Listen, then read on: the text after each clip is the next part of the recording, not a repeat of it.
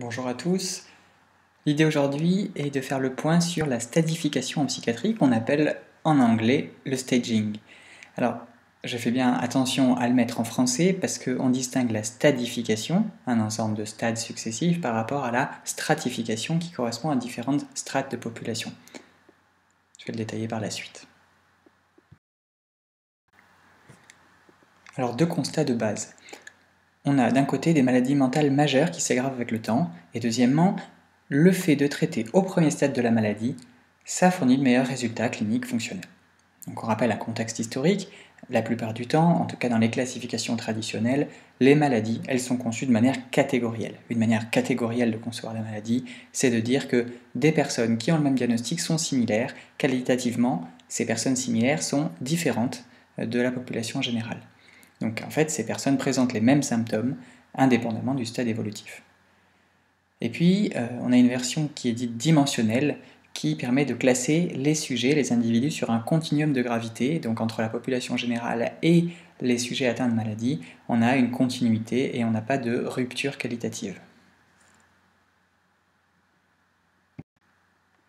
Pour quelques définitions, j'ai dit que la stadification n'était pas comme la stratification, puisque dans la stadification, on va reconnaître qu'il existe différents stades de la maladie et des stades successifs, et le fait de considérer ces stades successivement, c'est une combinaison d'une approche dimensionnelle et d'une approche catégorielle. Alors pourquoi? Parce qu'on reconnaît que qualitativement, il y a des attributs qui caractérisent certains sujets, et puis quantitativement, ces attributs, ils évoluent en fonction de niveau de gravité. Donc on peut imaginer un premier stade de maladie qui est qualitativement différent de caractéristiques de la population générale, et puis ce premier stade peut évoluer en un deuxième stade qui présentera des attributs qui sont quantitativement plus graves.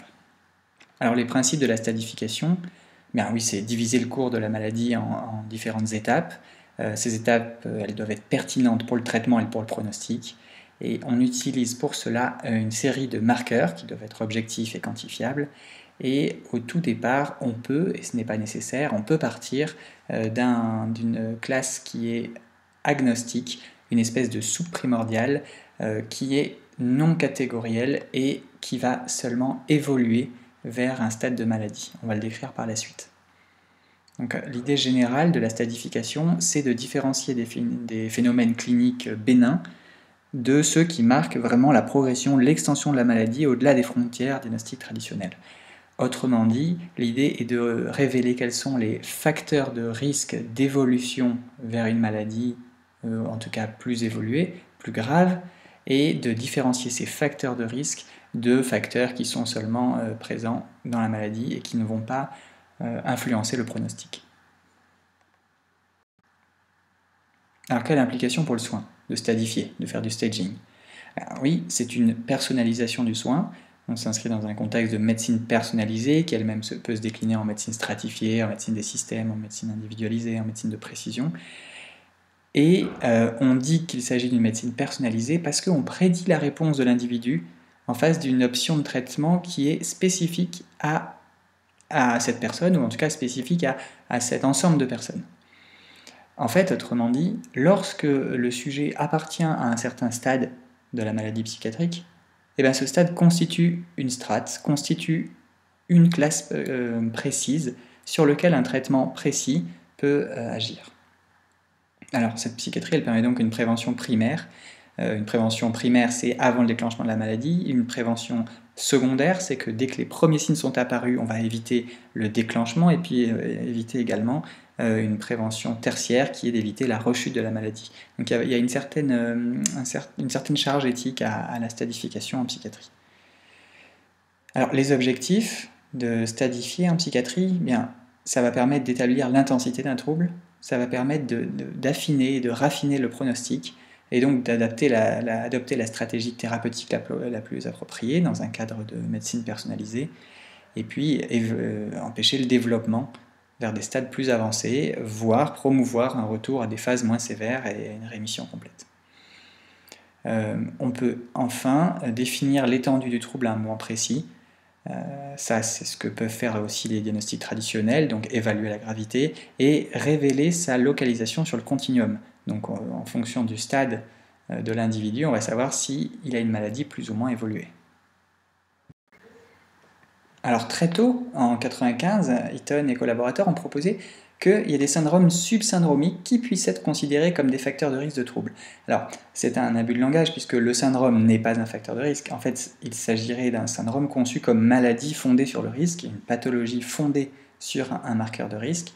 Et ce syndrome, cette catégorie subsyndromique, elle pourrait devenir une cible pertinente pour des interventions préventives afin d'éviter le développement d'une pathologie définie comme une dysfonction qui cause un préjudice chez un individu.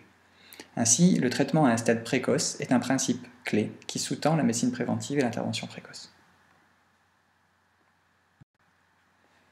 Alors, on pourrait donner un exemple d'une maladie mentale grave qui se décline en différents stades. Donc un stade 0 qui est ce que j'appelais la soupe primordiale, alors non pas au sens du modèle de Cambridge de Berrios, mais vraiment un ensemble de signes et de symptômes qui sont aspécifiques face auxquels on reste agnostique, c'est-à-dire qu'on ne va pas poser de diagnostic, on va juste dire voilà, chez cet individu, il y a une différence qualitative par rapport à la population générale. Il s'agit d'un état à risque de devenir un sujet malade. Alors c'est un stade initial, ce stade 0, un stade initial qui est fait de symptômes qui sont indifférenciés, comme une légère anxiété, des symptômes dépressifs, somatiques, et qui ne permet pas de donner un diagnostic à venir, mais simplement d'indiquer que la personne appartient au spectre de la maladie mentale. Le stade 1, c'est par exemple dans le cas de la pathologie du spectre de la schizophrénie, c'est des symptômes d'une plus grande spécificité syndromique. Ça marche aussi pour les troubles bipolaires ou dépressifs. Et puis un stade 2 avec une progression de la maladie, un premier épisode de syndrome à seuil complet, et puis un stade 3 avec des syndromes plus persistants, des rechutes fréquentes, des déficiences, et puis un stade 4 avec une rémission et une amélioration qui sont de moins en moins probables. Alors on peut montrer ces schémas pour voir comment les stades se déclinent. Il existe différents modèles et on voit que chaque point peut représenter des facteurs spécifiques qui se mélangent, qui appartiennent à plusieurs troubles et que petit à petit, au fil des stades, ces troubles se raffinent et permettent de mieux distinguer quelle pathologie est présente chez un sujet. Alors en effet, il existe plusieurs modèles. Actuellement, ou en tout cas en 2019, il était décrit 3 modèles de stadification pour la dépression unipolaire, 6 modèles de stadification pour le spectre de la schizophrénie, et puis 4 modèles de stadification pour les troubles bipolaires. Alors, il serait intéressant de faire un point sur ce que c'est un biomarqueur.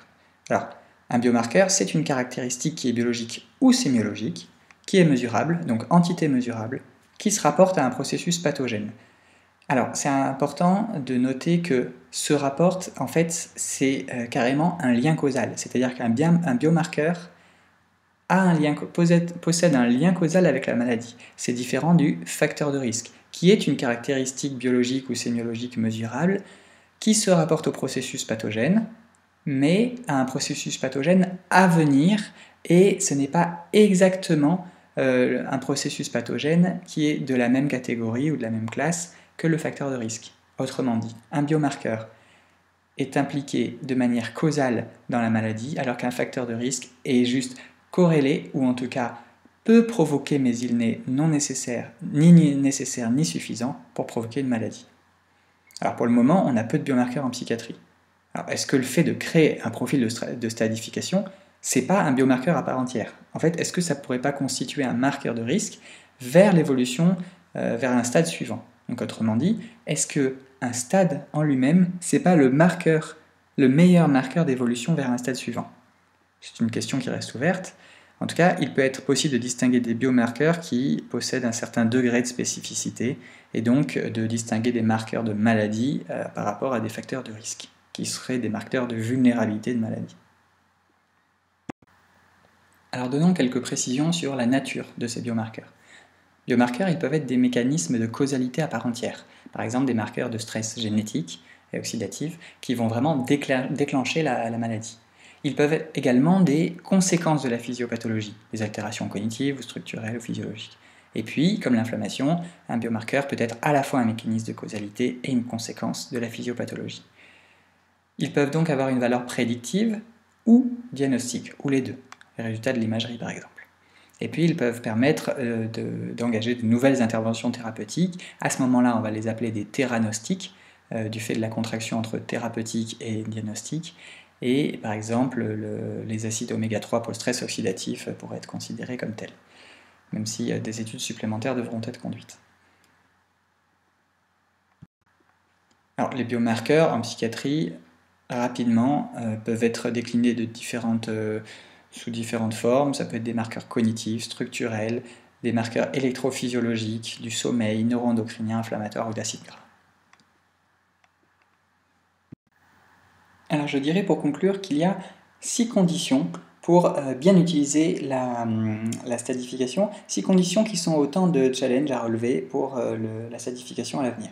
Alors premièrement, il y a cette dichotomie entre la nécessité d'être agnostique pour les premiers stades et puis de petit à petit spécifier le diagnostic.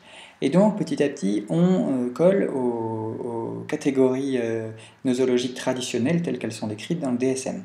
Donc il y a vraiment cette dynamique à comprendre avec une première partie agnostique et une deuxième partie de spécificitation. Un deuxième point, c'est une nécessité de relier les stades à des interventions spécifiques. À quoi bon créer des stades de la maladie si on ne peut pas posséder un traitement spécifique pour chacun d'eux? Un troisième point, ça serait la nécessité de relier des biomarqueurs, par exemple qui impliquent une composante développementale, à des traitements spécifiques, donc des traitements qui existent d'ores et déjà. Un quatrième point serait de distinguer la physiopathologie des facteurs étiologiques.